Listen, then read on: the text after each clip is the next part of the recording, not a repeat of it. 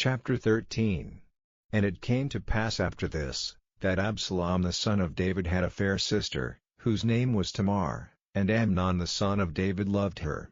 And Amnon was so vexed, that he fell sick for his sister Tamar, for she was a virgin, and Amnon thought it hard for him to do anything to her. But Amnon had a friend, whose name was Jonadab, the son of Shimei David's brother, and Jonadab was a very subtle man. And he said unto him, Why art thou, being the king's son, lean from day to day? Wilt thou not tell me?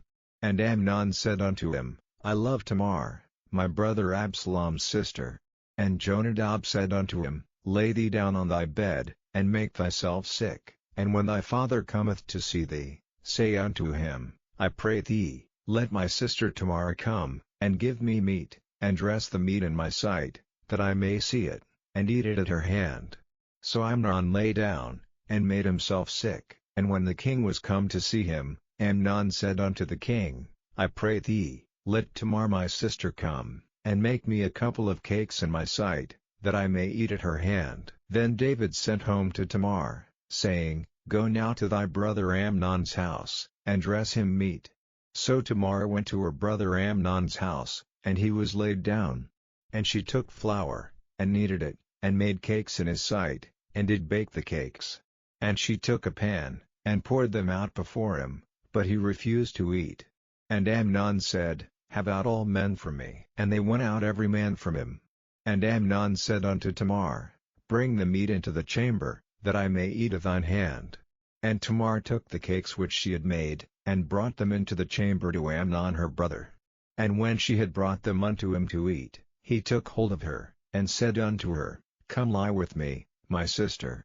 And she answered him, Nay, my brother, do not force me, for no such thing ought to be done in Israel. Do not thou this folly. And I, whither shall I cause my shame to go?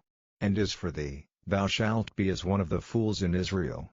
Now therefore, I pray thee, speak unto the king, for he will not withhold me from thee.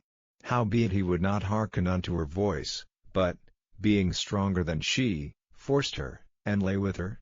Then Amnon hated her exceedingly, so that the hatred wherewith he hated her was greater than the love wherewith he had loved her. And Amnon said unto her, Arise, be gone.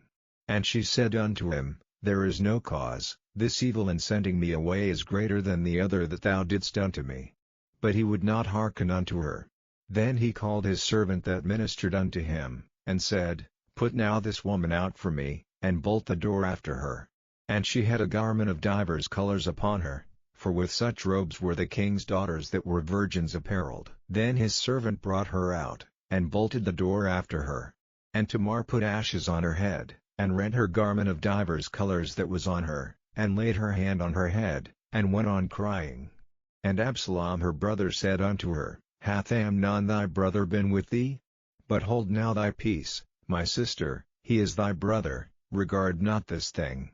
So Tamar remained desolate in her brother Absalom's house. But when King David heard of all these things, he was very wroth.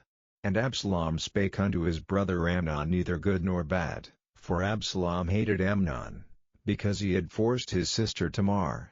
And it came to pass after 2 full years, that Absalom had sheep shearers in Baal-hazor, which is beside Ephraim, and Absalom invited all the king's sons.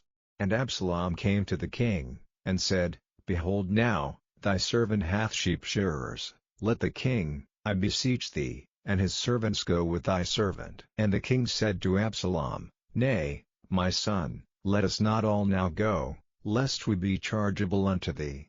And he pressed him, howbeit he would not go, but blessed him. Then said Absalom, If not, I pray thee, let my brother Amnon go with us. And the king said unto him, Why should he go with thee?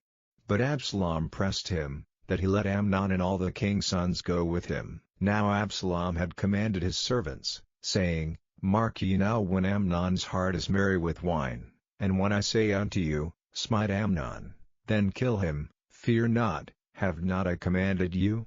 Be courageous, and be valiant. And the servants of Absalom did unto Amnon as Absalom had commanded. Then all the king's sons arose, and every man gat him up upon his mule, and fled. And it came to pass, while they were in the way, that tidings came to David, saying, Absalom hath slain all the king's sons, and there is not one of them left. Then the king arose, and tare his garments, and lay on the earth, and all his servants stood by with their clothes rent. And Jonadab, the son of Shimei David's brother, answered and said, Let not my lord suppose that they have slain all the young men the king's sons, for Amnon only is dead, for by the appointment of Absalom this hath been determined from the day that he forced his sister Tamar. Now therefore let not my lord the king take the thing to his heart, to think that all the king's sons are dead, for Amnon only is dead. But Absalom fled.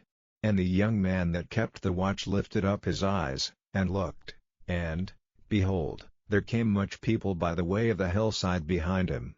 And Jonadab said unto the king, Behold, the king's sons come, as thy servant said, so it is. And it came to pass, as soon as he had made an end of speaking, that, behold, the king's sons came, and lifted up their voice and wept, and the king also and all his servants wept very sore.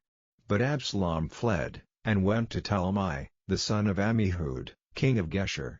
And David mourned for his son every day.